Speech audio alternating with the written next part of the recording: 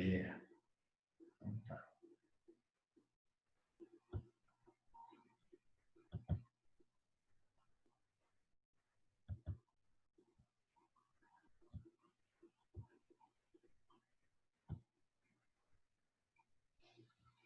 Então vamos começar?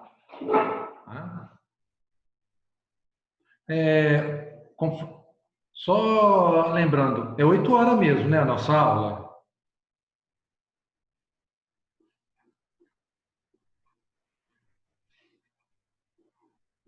É sim, professor. Então tá bom. Tá? Então vamos lá. Tá? Hoje, parte, né, nós vamos tratar do clima temperado. Eu digo parte porque não vamos falar de tudo, não vai dar tempo, bem? Porque é uma faixa muito grande, vou pôr aqui já já para vocês, certo? Bom, então, por isso que não vai dar tempo. Tá? Lembrando, a aula passada a gente tratou das zonas polares, né? O Ártico e o Antártico, tá? E dessa vez, então, a gente vai falar das zonas temperadas. Nós vamos falar de floresta fria e floresta mista, tá bem?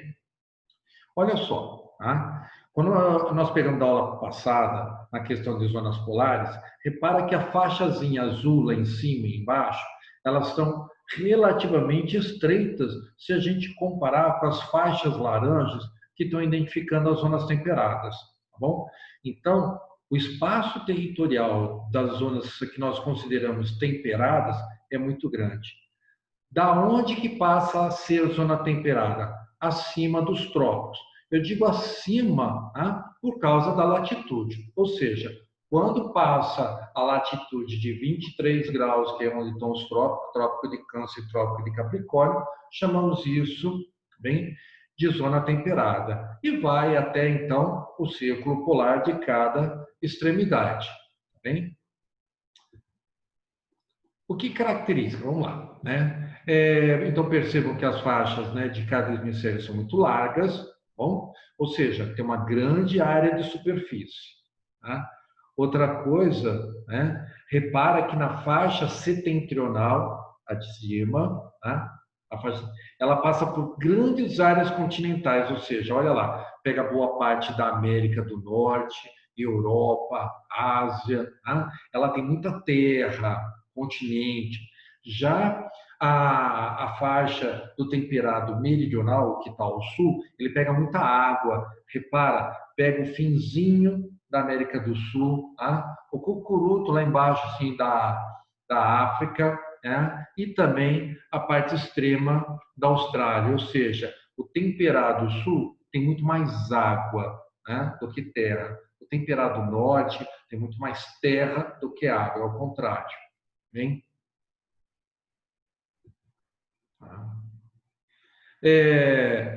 Né, eu coloquei que ele é gigantesco, por isso que a gente vai ver variadas formas, tá, de clima, de diversidade, lógico, baseado nos tipos climáticos que a gente tem dentro da zona temperada. Tá? E o que define a zona temperada, como o nome já diz, é que ela tem as 4 estações muito bem definidas. Bom?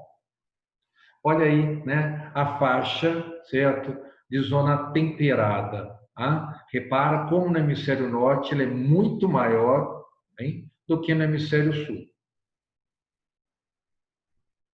Tá? E aí, por ela ter as 4 estações bem definidas, nessa imagem do mesmo lugar, tá, você repara essa diferença. Isso não acontece com área tropical, por exemplo, tá? Tão bem definido. Tem lugar que é mais definido ainda, tá? Mas nessa imagem, certo? Que o mesmo lugar, você define as estações climáticas de cada uma delas. Bom? E aí, então, nós vamos falar Professor, de... Oi? por que a água estava verde naquela foto? Volta, fala mais alto, Belo. Por que a água estava verde naquela imagem ali? Ok. Tá? Bom, aí, duas coisas que provavelmente está acontecendo aí. Bom, é o desenvolvimento, provavelmente, de lentilha d'água, tá? Uma planta superficial comum em águas paradas, certo? E, e aí ocorre devido à abundância de luz, certo? Então, vem muita matéria em decomposição, certo? Durante o inverno, já a primavera. Aí chega no verão, que o tempo de luz é muito grande nas zonas temperadas, e aí ela junta o útil ao agradável, ou seja, o processo de fotossíntese, né? Com os nutrientes que ela encontra na água, certo? E aí dá essa abundância, né? Desse tipo de vegetal na superfície. Com certeza, João, né? É lentilha d'água, viu? É lógico que eu precisaria estar mais próximo para te dar essa certeza.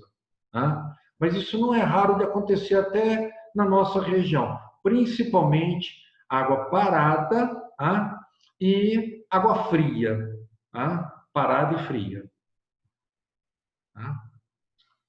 Vamos lá, certo? Então, vou tratar de duas áreas, certo, do clima temperado. Deixa o bilhetinho para gravar.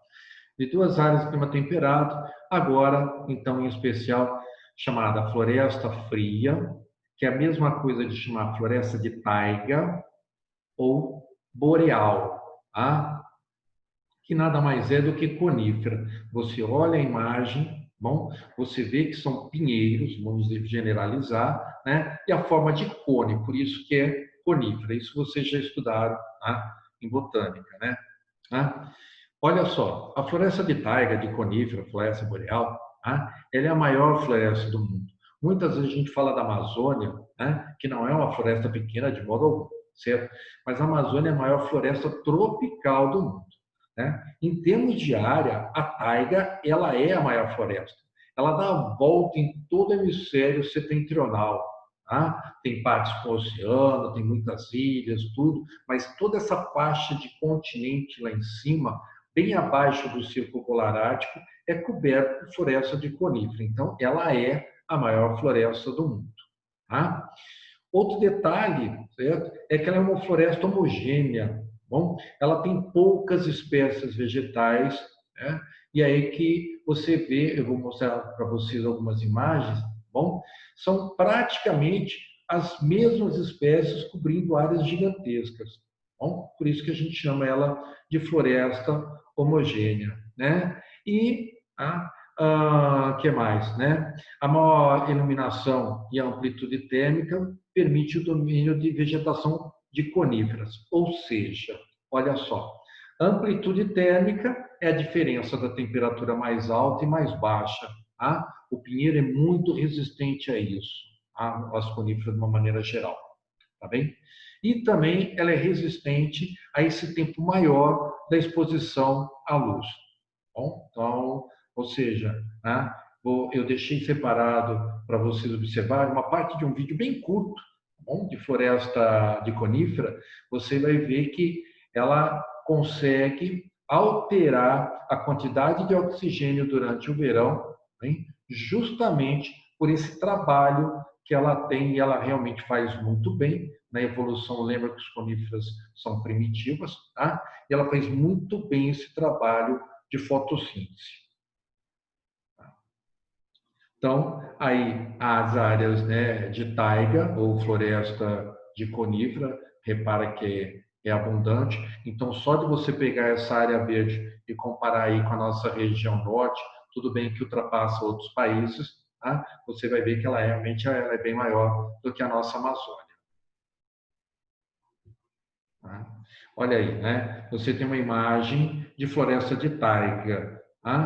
Se você observasse uma fotografia da floresta amazônica, da floresta do Congo, que a gente ainda vai tratar disso, com certeza você não teria essa exposição tão semelhante entre os vegetais.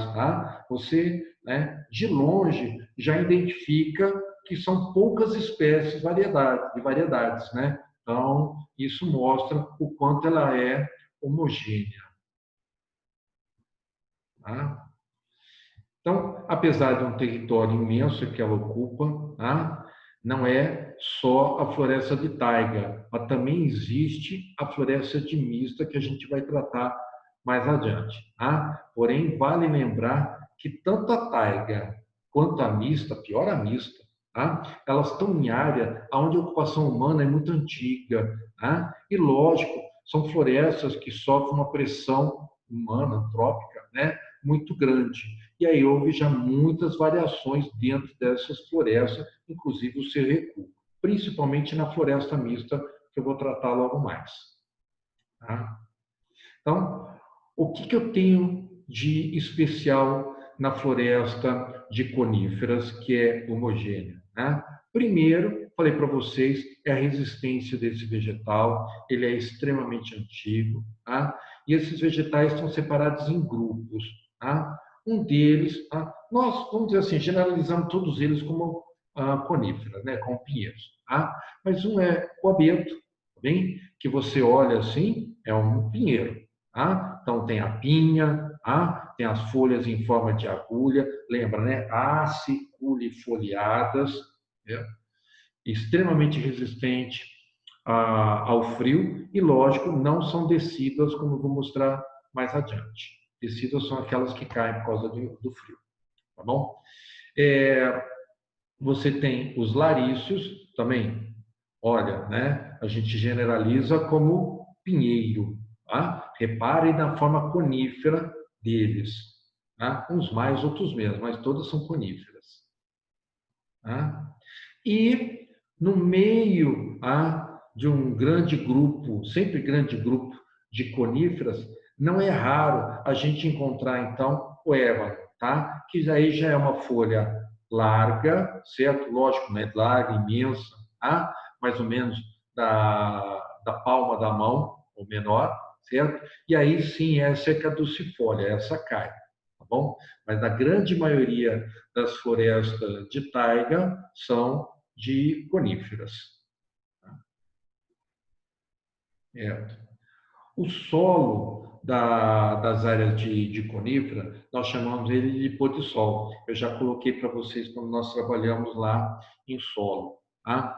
A área desse tipo de solo ela é gigantesca também, lógico, tá? Mas não é um solo rico, tá? Por alguns fatores. Primeiro, que ele permanece gelado, tá? Por muito tempo. E aí a meteorização da rocha e a degradação da matéria orgânica é muito lenta. Outra coisa que acaba empobrecendo esse tipo de solo. Tá? A maior parte do vegetal é de conífera.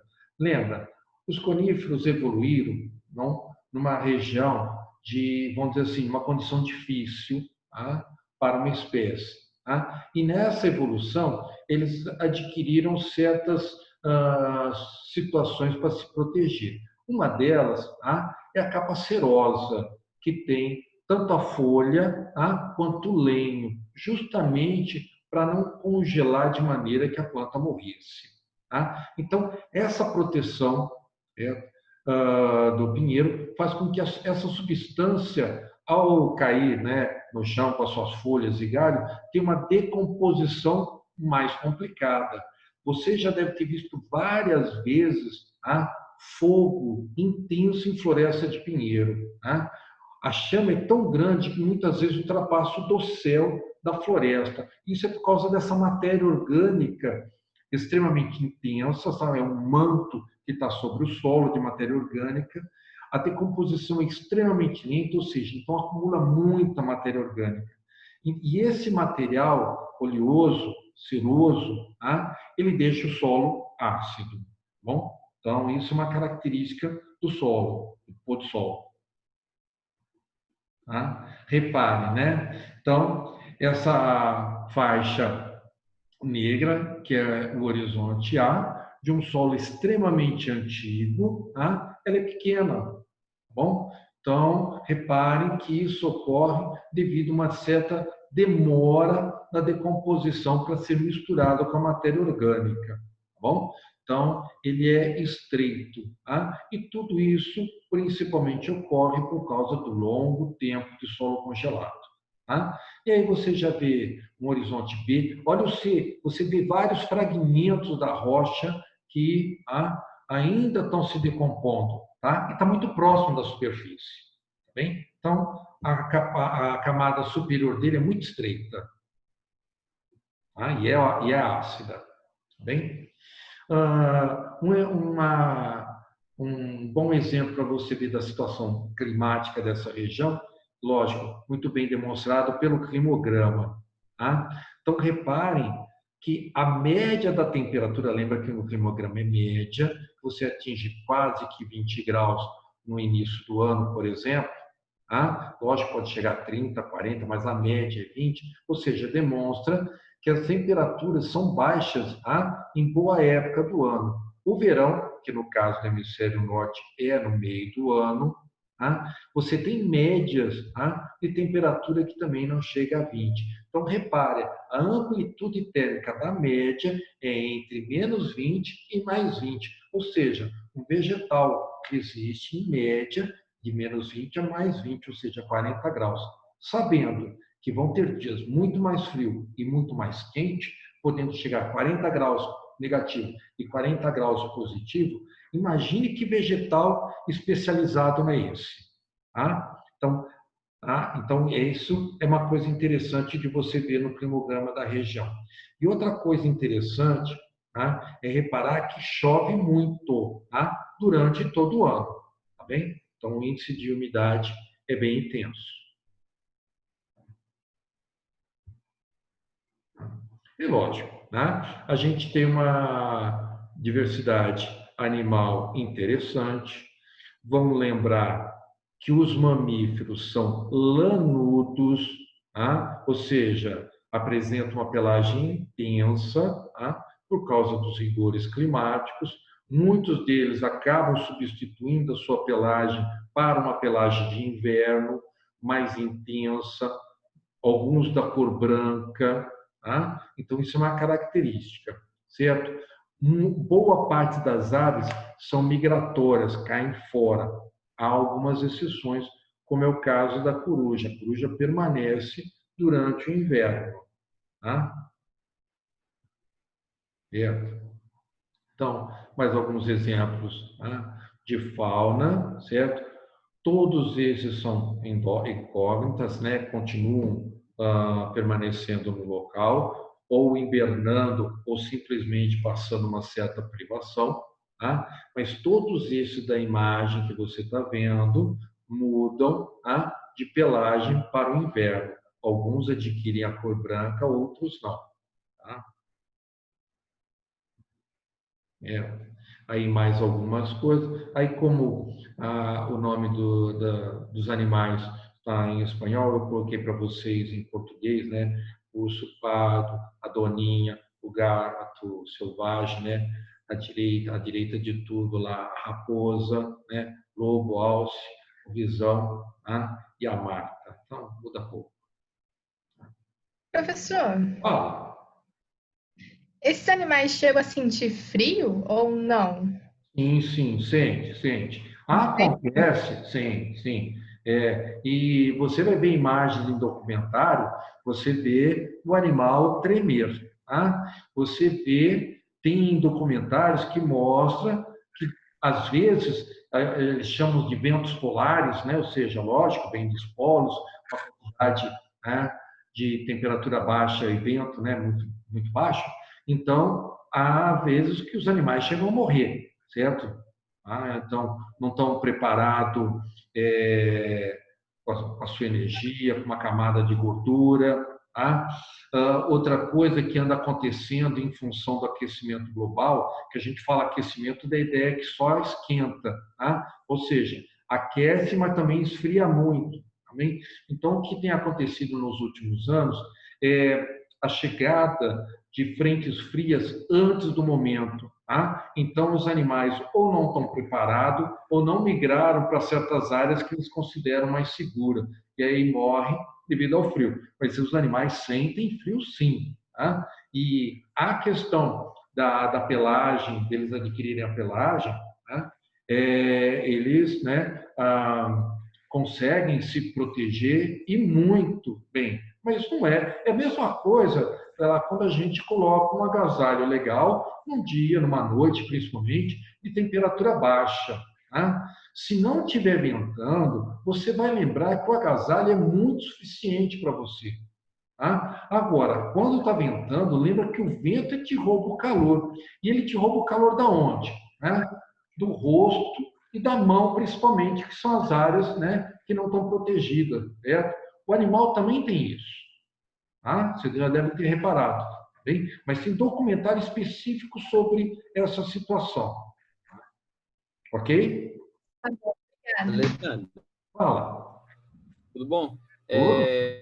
E os insetos, eles sobrevivem, eles migram? Ah, Como é que eles... tá. É uma ótima pergunta. Tá? Você sabe que tem inseto que migra, né? E aí a gente lembra o caso, principalmente, da borboleta. Tá? Tem aquela borboleta monarca que faz uma migração do norte do México, que é frio, que neva, tá? E chega até o Canadá. Né? Não sei se vocês lembram desse efeito. Tá? Para o inseto é algo assim espantoso, porque que domínio tem um animal como um inseto, no sentido de, né, de cérebro, para fazer migração. E essa espécie faz uma migração bem longa. Então, o que acontece? Tem vários insetos que realmente migram, não como nessa distância da borboleta monarca, mas a maioria dos insetos, o ciclo se fechou, tá bom? E aí houve um momento durante o verão de fazer todo o processo reprodutivo, e aí os adultos acabam morrendo e na primavera acaba nascendo os seus filhotes. Você deve lembrar do caso também que é comum mostrar em documentários, bom, somente na região do Ártico, do Alasca, do Ártico canadense do Alasca, a quantidade de mosquito que nasce durante a primavera e que acaba sendo importunando, hein, as renas e mesmo as pessoas que moram na cidade. Não sei se você já viu isso. A quantidade de mosquito, a gente fala, né, de país tropical tem muito mosquito, não é só país tropical, não. Então, você tem áreas frias com muito mosquito. E eles nascem, eles têm uma vida curtíssima, e nascem no final da primavera e aproveitam para sugar sangue de tudo quanto é bicho que ele tiver oportunidade durante o verão. As renas, às vezes, ficam tão irritadas que elas preferem ir para áreas mais altas, onde o alimento dela é menor, para ficar livre desse tipo de inseto, por exemplo. Outro que você já deve ter visto, um inseto muito comum e que tem uma situação interessante, né, nessas regiões, são as cigarras, né? Lembra que a cigarra passa bom tempo da vida dela enterrado, né? E aí, na floresta mista, eu não sei se na boreal, na mista a gente tem uma espécie de cigarra que ela vive enterrada 18 anos, como lá, certo? E aí, na primavera, então, ela vem para a superfície, faz todo o processo reprodutivo, eu acho que ela não dura na superfície 20 dias. Então, lembra que você tem nessas áreas insetos que vão desenvolver durante o inverno no subterrâneo. Sim, interessante. Ah, As libélulas, por exemplo, que ficam o estágio larval dela na água, deve ah, ser um processo semelhante. isso mesmo. É que tem hora, é tanta coisa que a gente fala, a gente até esquece. Por isso que é ótimo vocês questionarem, certo? Porque a gente tem que tentar lembrar o máximo possível, né? Para expor para vocês. Por isso é sempre muito boa a pergunta, né? E, infelizmente, a gente acaba, né? A gente, eu, né? Acaba esquecendo dos coitados dos insetos, né? Mas que é uma parte importantíssima. Valeu. Tranquilo. E aí, então, a gente entra na outra parte da floresta temperada, que a gente chama de floresta mista. Olha nessa imagem, diferente daquela que eu coloquei para você da taiga, você já começa a identificar o porquê que ela é mista. Eu juro para vocês que eu estou vendo pinheiro no meio disso.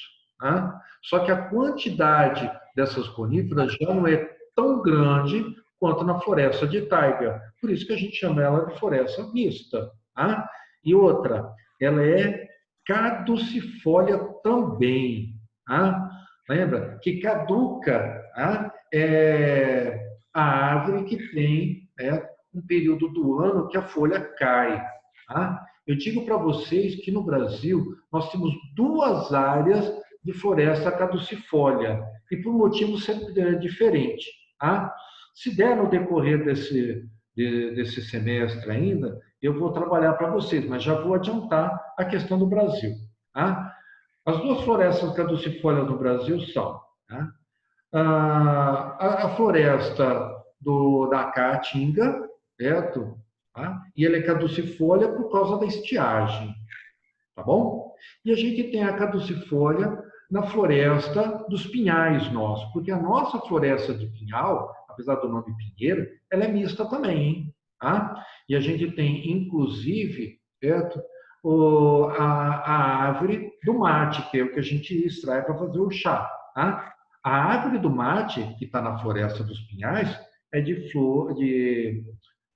folhas largas, tá? E é caduca, tá bem? Só que lá no sul, ele é caduca por causa do inverno, tá? E no nordeste, é caduca por causa da estiagem. Bem? Então, voltamos a falar da floresta temperada e mista, né? Inclui uma diversidade, né, de tipos, lógico, maior, tá? As folhas são largas, né? E são decidas. Falar em decido é a mesma coisa que da caduca, né? Elas são sazonais, tá? Existem estações do ano que ela tem determinada característica, tá? E aí, dentro das decíduas, dentro das florestas temperadas, a gente vai tratar dela, né? Dessas que são decíduas, que caem as folhas, tá? E a outra que é pluvial temperada. Pluvial, lembra que é chuva. Então, você imagina, se é temperado, é um lugar frio, tá? E se é, né, pluvial, é porque chove muito. Vamos chegar nela. Bom, então, olha só, o que eu tenho de floresta mista. Tá? Então, tem áreas, né, já próximas da floresta boreal, floresta de taiga, lá no hemisfério norte, tá? E algumas partes agora dela no hemisfério sul. Tá bom? Então, lembrando que se acabar aqui, eu retorno, tá? no Zoom. Tá? No hemisfério sul, ela não foi tão atingida quanto no hemisfério norte. Repara que onde você tem as manchas verdes de floresta mista, é onde a gente tem as maiores concentrações de pessoas no mundo. Então, tá? Na natureza, de maneira original, praticamente não existe mais nada, tá? O que existe foram de áreas que foram recuperadas, tá? Ou extremamente protegidas, tá bom? Mas essa área verde que você está vendo, isso está lotado de cidade, de plantações, bem? Que é onde estão a maior parte das pessoas hoje no mundo. Tá? Então, ela é formada por um dossel moderadamente denso, dossel são as copas, né? Permitindo uma entrada de luz, do qual sustenta a vegetação arbustiva lá embaixo, né? Permitindo, então, 4 estratos, tá? Até o topo. Vou mostrar a imagem na sequência. Tá? Reparem, né? Apesar de ser, né, uma estação de outono, bom? Então as folhas já estão caindo, você repara isso na imagem, tá? Mas ela não tem um dossel tão intenso, tão fechado como é na questão tropical. Tá? Então a luz permite entrar, você vai ter vegetais, né, de diferentes tamanhos, não só que são muda das árvores, nada disso não. Você tem vegetais, né, que se desenvolvem, né, de pequeno porte no chão do solo tranquilamente. Tá? Tem certas florestas que isso não acontece. Bom, exemplo, né, quem conhece ciclame, morango, tá? São vegetais extremamente rasteiros, praticamente, que a sua origem está na floresta mista. Olha só a diferença que você tem, tá, da decomposição ou do extrato de matéria orgânica. Tá? Em pinheiro, você estaria vendo uma imagem somente daquelas folhas aciculifoliadas, né, cerosa, que difícil decomposição. Tá? Fica uma manta de mais ou menos de 30 a 50 centímetros de folha de pinheiro. Tá? Não é o que acontece nas florestas deciduas, né? Você tem folhas largas, não são tão largas assim, mas são folhas largas, tá? Finas, e a decomposição dela é rápida, tá? Isso ajuda muito na qualidade de solo. Aí você vai entender o porquê a composição também de tantas pessoas nessas regiões fazendo atividade agrícola, ou seja, o solo já é bom. Tá? Né? E agora, né, falando um pouco então da floresta pluvial, né, que é essas que são muito úmidas. Olha só, elas estão próximas do oceano, a corrente de ar que vem lambendo o oceano e bate no continente, né, vai permitir que ocorra muita chuva, né? Então o clima vai ser até mesmo no inverno muito úmido e muitas vezes por estar próximo do oceano, né, não permite que ocorra neve, tá? A chuva vai ser gelada, mas muitas vezes nem é neve, tá? Mas a permanência, tá, de chuva, tá bem? E é o domínio, tá bem, de pinheiro, mas principalmente o alerce, tá? E aí eu vou mostrar a imagem para vocês, que é um tipo de árvore, bom, que está concomitante com os pinheiros e a folha é achatada. Tá? Então, são árvores, né? Aí são as maiores árvores do mundo, né? Principalmente as sequoias, né? Que são variedades de coníferas, muito resistente a todos os rigores da temperatura. Lembra que essa espécie já existia na época dos dinossauros. Alguém fazer uma pergunta? Tá?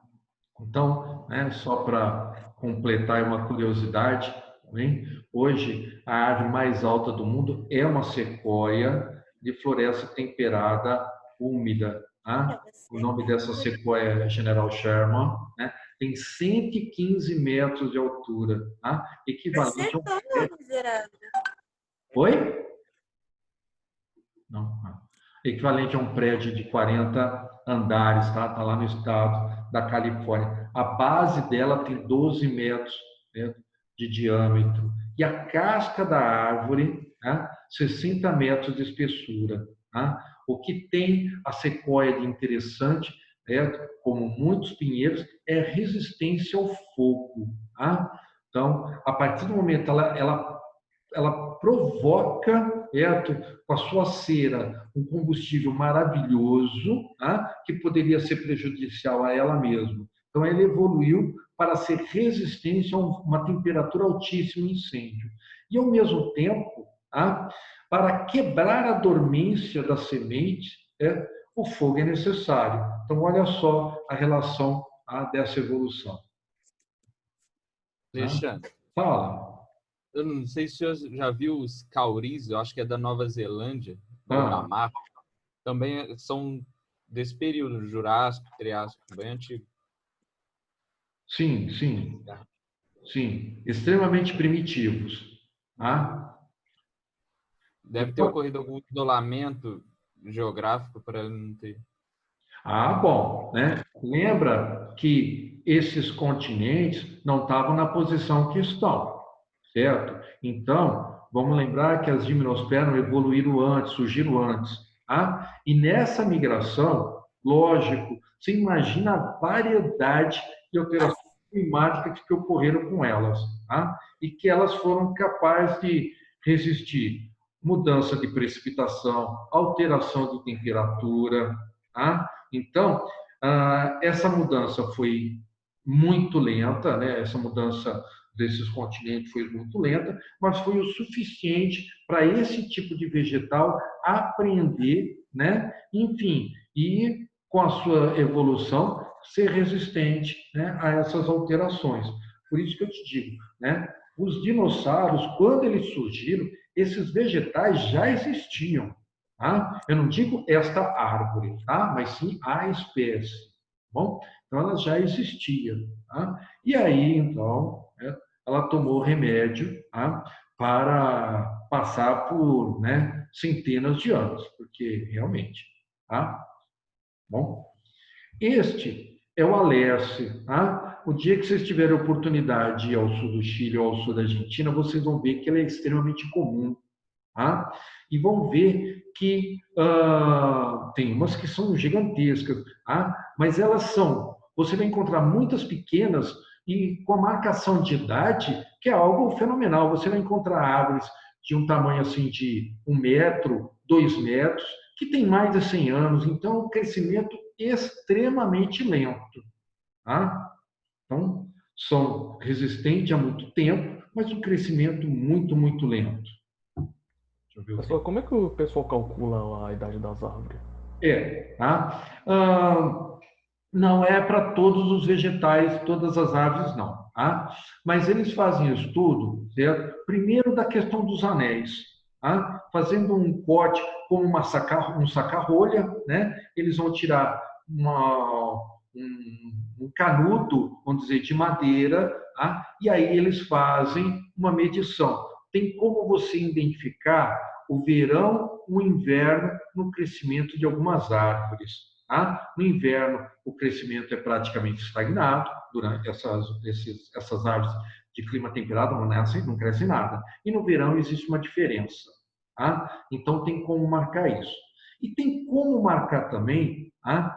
Através da molécula, né? Ou seja, da célula lá, tem como saber, certo? De acordo com o tipo de oxigênio que ela consumiu, formou ali, o tipo do carbono, tá? Que ela montou aquela célula. Então, tem como você fazer a datação.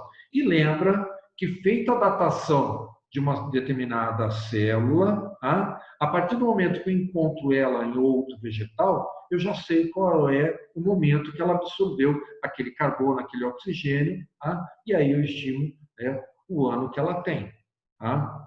Não é algo fácil, não, tá bom? Mas a ciência criou uma metodologia de fazer essa análise, certo? O Gilson, tá? É o professor que pode te esclarecer melhor essa questão, hein, da experiência